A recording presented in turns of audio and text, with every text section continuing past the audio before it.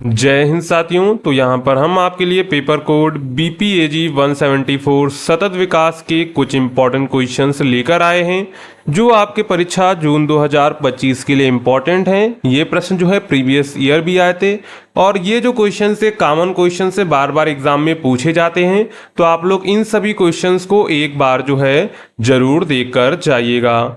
और अगर आपको ये क्लास पसंद आती है तो आप लोग वीडियो को लाइक एंड चैनल को सब्सक्राइब करना मत भूलिएगा।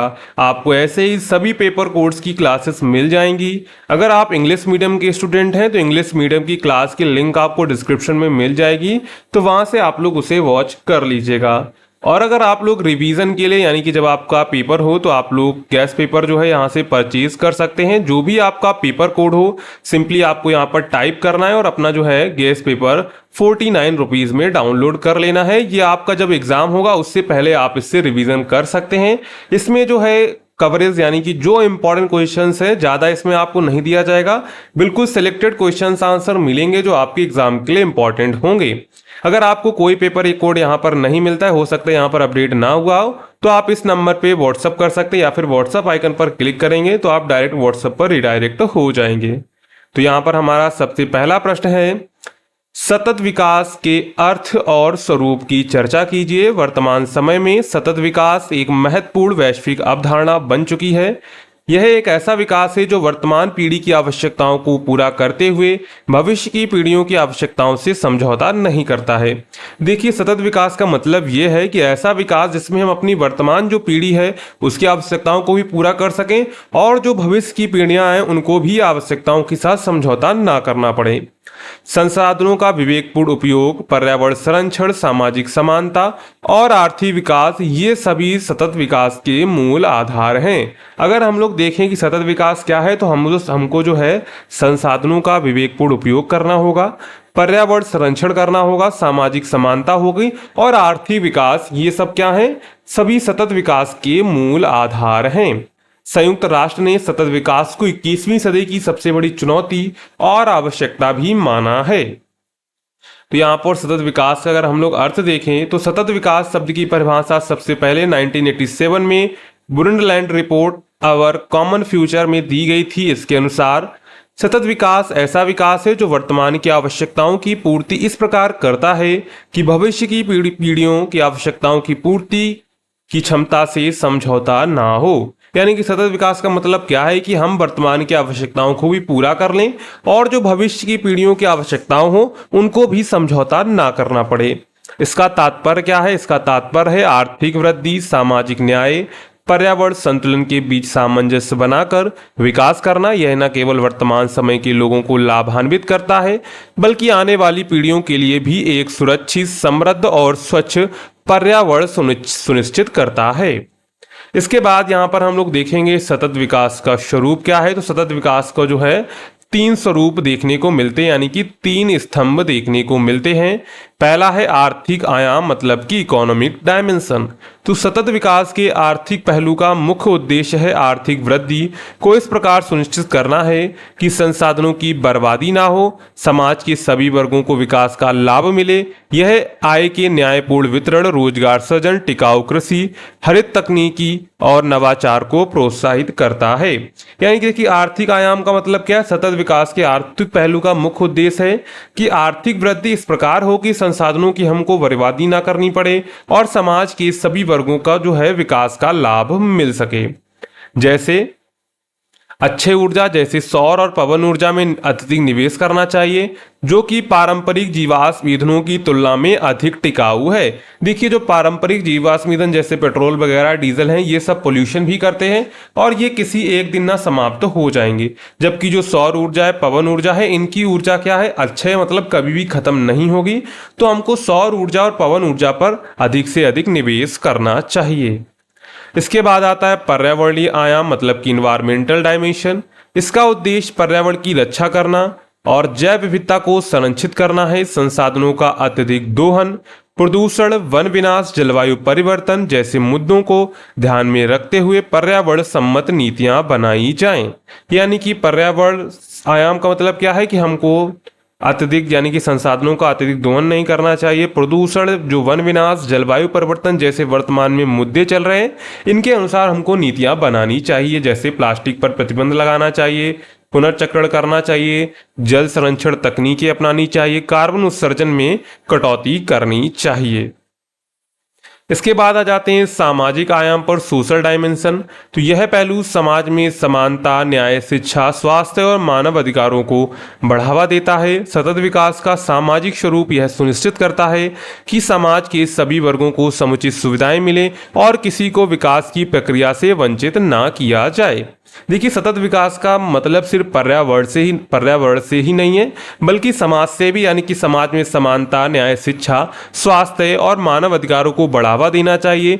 जिससे क्या होगा, जिससे जो है सामाजिक स्वरूप जो है बढ़ेगा और सभी जो है समाज के सभी वर्गों को जो है सुविधाएं मिलनी चाहिए, जो उनकी जो है मूलभूत सुविधाएं हैं। जैसे उदाहरण, महिला सशक्तिकरण, बाल अधिकारों की सुरक्षा, समावेशी शिक्षा, सार्वजनिक स्वास्थ्य सुविधाओं में सुधार। इसके बाद देखते हैं सतत विकास के लिए वैश्विक क्या प्रयास किए गए हैं। तो 2015 में संयुक्त राष्ट्र ने 2030 तक का सतत विकास एजेंडा प्रस्तुत किया, जिसमें 17 सतत विकास लक्ष्य जो है निर्धारित किए गए थे। इनमें गरीबी उन्मूलन, भूख मिटाना, गुणवत्तापूर्ण शिक्षा, स्वच्छ जल और स्वच्छता, जलवायु कार्रवाई, सतत शहर और जो है समुदाय जैसे उद्देश्य शामिल हैं। इसके बाद आते हैं भारत में सतत विकास की स्थिति को देखेंगे। तो भारत जैसे विकासशील देश में सतत विकास अत्यंत महत्वपूर्ण है। सरकार ने अनेक योजनाएं लागू की, जैसे स्वच्छ भारत मिशन, उज्ज्वला योजना, राष्ट्रीय जैव ऊर्जा मिशन, जल जीवन मिशन और स्मार्ट सिटी प्रोजेक्ट। ये सब किसके हैं? सतत विकास को बढ़ावा देने के लिए प्रोजेक्ट शुरू किए गए थे। इसका मतलब क्या है? इन योजनाओं का उद्देश्य है पर्यावरण सुरक्षा के साथ साथ सामाजिक और आर्थिक समावेशन। अगर हम लोग निष्कर्ष में लिखें तो लिख सकते हैं, सतत विकास न केवल एक अवधारणा है, बल्कि यह एक दायित्व भी है जो हम सभी पर है। सरकारों से लेकर प्रत्येक नागरिक तक यह विकास की ऐसी प्रक्रिया है जो आने वाली पीढ़ियों के भविष्य को सुरक्षित बनाने के लिए वर्तमान में विवेकपूर्ण निर्णयों की मांग करती है। यदि सतत विकास के सिद्धांतों का पालन किया जाए तो हम एक अधिक समावेशी, संतुलित और टिकाऊ समाज की दिशा में अग्रसर हो सकते हैं। देखिए, सतत विकास न केवल एक अवधारणा है, बल्कि ये एक प्रत्येक नागरिक का दायित्व है। यानी कि हमको जो है सरकार से उम्मीद नहीं रखती कि सरकार सफाई करेगी, प्लास्टिक का यूज, हम सरकार कहेगी प्लास्टिक का यूज बंद करिए तभी हम लोग करेंगे। तो हमको अपने जो है विवेक का प्रयोग करना है, प्लास्टिक का प्रयोग कम से कम करना है, जो है सफाई, अपने आसपास सफाई रखनी है। ये सब क्या है? ये सब सतत विकास के ही मुद्दे हैं। इसके बाद देखते हैं सतत विकास में शिक्षा की भूमिका क्या है। तो सतत विकास का अर्थ है ऐसा विकास जो वर्तमान पीढ़ी की आवश्यकताओं को इस प्रकार पूरा करे कि भविष्य की पीढ़ियां भी अपनी आवश्यकताओं की पूर्ति कर सकें। इसका मुख्य उद्देश्य आर्थिक, सामाजिक और पर्यावरणीय पहलुओं में संतुलन बनाए रखना है। इस लक्ष्य को प्राप्त करने के लिए शिक्षा की भूमिका अत्यंत महत्वपूर्ण है। शिक्षा न केवल जागरूकता फैलाने का माध्यम है, बल्कि यह विचारों, दृष्टिकोणों और व्यवहार में परिवर्तन लाकर सतत विकास को व्यवहारिक रूप देती है। देखिए, सतत विकास का शिक्षा की भूमिका, सबसे इंट्रोडक्शन में आप सतत विकास की परिभाषा लिख सकते हैं। देखिए, बिल्कुल आंसर सभी का सेम रहेगा, थोड़ा थोड़ा आपको चेंजमेंट करना है और आपको पेपर में सभी क्वेश्चंस के आंसर जरूर करके आने हैं। इसके बाद है जागरूकता और समझ का विकास। तो सतत विकास की अवधारणा जटिल और बहुआयामी है। शिक्षा लोगों के इसके विभिन्न पक्षों जैसे पर्यावरण संरक्षण, सामाजिक समानता, संसाधनों का विवेकपूर्ण उपयोग, जलवायु परिवर्तन आदि के प्रति जागरूक बनाती है। विद्यालयों, महाविद्यालयों और विश्वविद्यालयों में पर्यावरण शिक्षा को पाठ्यक्रम में सम्मिलित कर छात्रों को शुरुआत से ही सतत विकास के प्रति संवेदनशील बनाया जा सकता है। देखिए, शिक्षा से होता क्या है? जागरूकता और समझ का भी विकास होता है। देखिए, विद्यालयों और महाविद्यालयों में पर्यावरण शिक्षा का जो पाठ्यक्रम लागू किया गया है, जिससे जो है बच्चे सतत विकास के प्रति संवेदनशील बन सके। इसके बाद शिक्षा के द्वारा सक्षम नागरिकों का निर्माण होता है। एक शिक्षित समाज ही ऐसे नागरिकों का निर्माण कर सकता है जो जिम्मेदार हों और समाज तथा प्रकृति के प्रति उत्तरदायित्वपूर्ण व्यवहार करें। शिक्षा के माध्यम से व्यक्ति यह समझ पाता है कि उसके निर्णय और कार्यकलापों का दीर्घकालिक प्रभाव क्या हो सकता है। सतत विकास के लिए ऐसे ही नागरिकों की आवश्यकता होती है जो सामाजिक समरसता, प्राकृतिक संसाधनों का संरक्षण और न्याय संगत आर्थिक विकास सुनिश्चित करें। देखिए, जो सक्षम नागरिक होता है, यानी कि वही नागरिक सक्षम नागरिक होते हैं जो पढ़े लिखे होते हैं और वो समझते हैं कि आज जो मैं काम करूंगा तो उसका दीर्घकालिक प्रभाव क्या पड़ेगा वो सिर्फ सक्षम नागरिक ही समझ सकते हैं, यानी कि पढ़े लिखे लोग ही समझ सकते हैं। इसके बाद है तकनीकी और नवाचार का विकास। शिक्षा वैज्ञानिक सोच को प्रोत्साहित करती है, जिससे नवाचार और नई तकनीकों का विकास होता है। सतत ऊर्जा स्रोतों, जल शुद्धिकरण, अपशिष्ट प्रबंधन और जैव विविधता संरक्षण जैसे क्षेत्रों में नई तकनीकी समाधान शिक्षा द्वारा ही संभव हो सकते हैं। देखिए, जब तकनीकी निर्माण होगा तो सतत विकास, ऊर्जा स्रोत, जल शुद्धिकरण, अपशिष्ट प्रबंधन जैसी चीजें जो है आसानी से की जा सकेंगी। इसके बाद है महिला सशक्तिकरण और लैंगिक समानता। शिक्षा महिला सशक्तिकरण का मुख्य प्रमुख माध्यम है। जब महिलाएं शिक्षित होती हैं तो वे स्वास्थ्य, पोषण, परिवार नियोजन और बच्चों की शिक्षा में महत्वपूर्ण भूमिका निभाती हैं। इससे न केवल परिवार बल्कि पूरा समाज सशक्त होता है। सतत विकास में लैंगिक समानता एक आवश्यक घटक है और यह शिक्षा के बिना संभव नहीं है।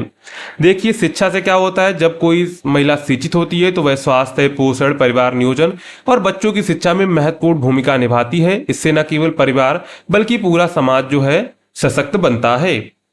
इसके बाद आते हैं स्थानीय ज्ञान और परंपराओं का संरक्षण। शिक्षा केवल आधुनिक ज्ञान तक सीमित नहीं है बल्कि यह पारंपरिक और स्थानीय ज्ञान को भी महत्व देती है। सतत विकास के लिए स्थानीय संसाधनों को संतुलित उपयोग और पारंपरिक जीवन शैली का संरक्षण आवश्यक है। शिक्षा के माध्यम से स्थानीय समुदायों को में व्याप्त ज्ञान को संरक्षित और प्रोत्साहित किया जा सकता है।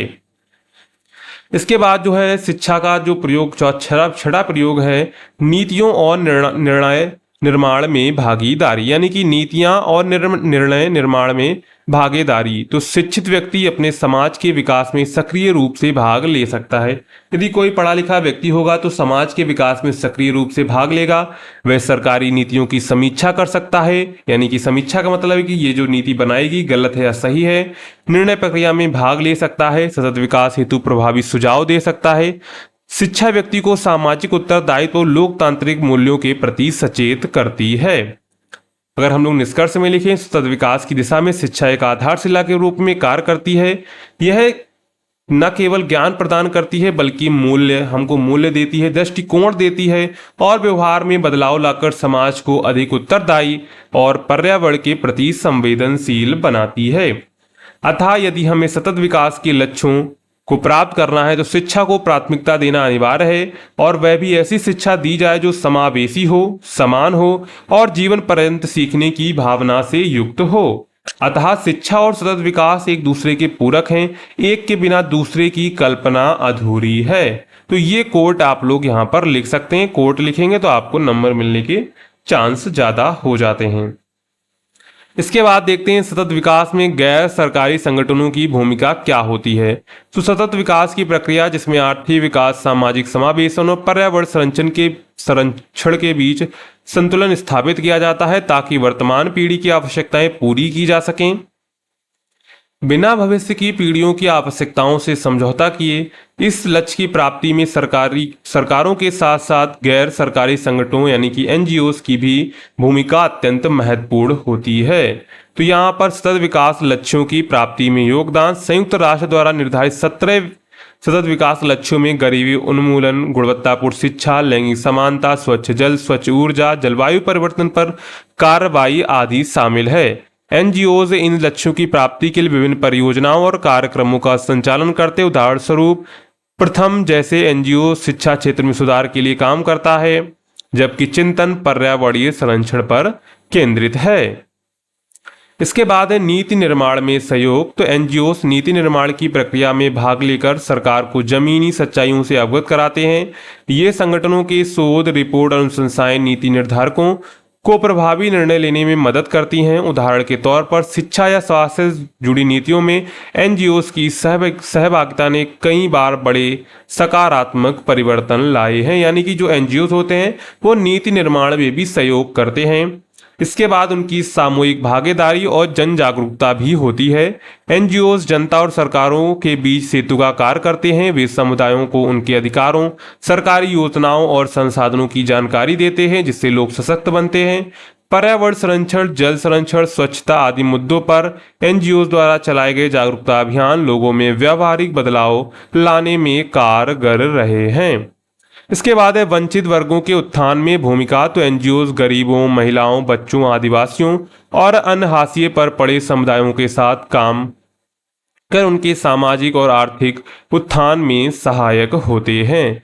सतत विकास के लक्ष्यों में किसी को पीछे ना छोड़ने की भावना को एनजीओ पूरी तरह जो है अपनाते हैं। इसके बाद है पर्यावरण संरक्षण में भी जो सक्रिय रूप से योगदान देते, जैसे एनजीओ वृक्षारोपण, जलवायु परिवर्तन, प्लास्टिक उन्मूलन, जैव विविधता संरक्षण जैसे पर्यावरणीय अभियानों में अग्रणी भूमिका निभाते हैं। उदाहरण स्वरूप चिपको आंदोलन में एनजीओ और स्थानीय समुदायों की साझेदारी ने पर्यावरण संरक्षण के क्षेत्र में एक बड़ा संदेश दिया था। इसके बाद आपदा प्रबंधन और पुनर्वास कार्य में भी जो है एनजीओ सहायता करते हैं। इसके बाद स्वतंत्र निगरानी और जवाबदेही में भी ये सहायता करते हैं। और अगर हम लोग निष्कर्ष लिखना चाहें तो लिख सकते हैं कि गैर सरकारी संगठन मतलब कि एनजीओ जो है सतत विकास के उद्देश्य को प्राप्त करने में अनिवार्य साझेदार हैं। वे न केवल सामाजिक बदलाव लाने में बल्कि पर्यावरणीय और आर्थिक संतुलन बनाए रखने में भी महत्वपूर्ण भूमिका निभाते हैं। उनकी जो कार्य क्षमता होती है उसको बेहतर बनाने के लिए उन्हें पारदर्शिता, जवाबदेही और सरकारी सहयोग की आवश्यकता है। यदि सरकार, निजी क्षेत्र और एनजीओ मिलकर कार्य करें तो सतत विकास का सपना जल्द ही साकार किया जा सकता है। तो यहां पर टोटल हमने 3 क्वेश्चंस को कवर किया हुआ है जो आपके जून 2025 एग्जाम के लिए इंपॉर्टेंट है। और अगर आपने अभी तक भी चैनल को सब्सक्राइब नहीं किया है एंड वीडियो को लाइक नहीं किया है तो कर दीजिएगा और मिलते हैं नेक्स्ट क्लास में।